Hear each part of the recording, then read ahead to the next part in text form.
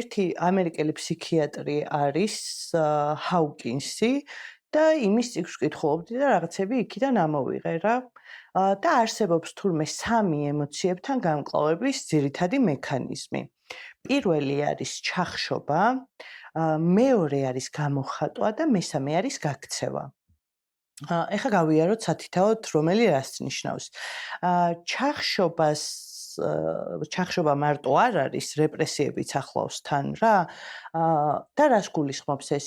ჩახშობა ნიშნავს, რომ ჩვენ ცნობიერად ემოციებს ვახშობთ, იმიტომ რომ მათი მიღება გვიჭირს, ანუ ამ ემოციების შეგრძნება გვიჭირს და ეგრევე ვახშობთ რა. და რეპრესიები არის ის, როცა შენ იმხელა დანაშაულის და შიშის შეგრძნება გაქვს ამ ემოციების მიმართ, რომ იქამდეც არ მიყავს რომ შეიგრძნო, ანუ იმთავითვე რეპრესიაში ამყოფებ ამ ემოციებს და იმთავითვე ჩაცხრილვას უსჯი რა. მეორე არის გამოხატვა.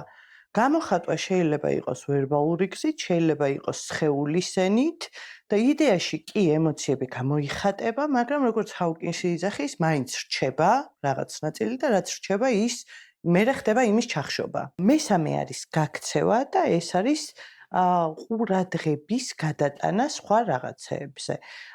და ყველაზე იდეალურად ეს ადამიანებს გამოგვდის ან აზარტულ თამაშებზე, ან ალკოჰოლზე, ან ნარკოტიკზე და ან კიდევ ვორკაჰოლიზმიც ყოფილა ერთ-ერთი ყველაზე ისეთი უებარი გაქცევის საშუალება.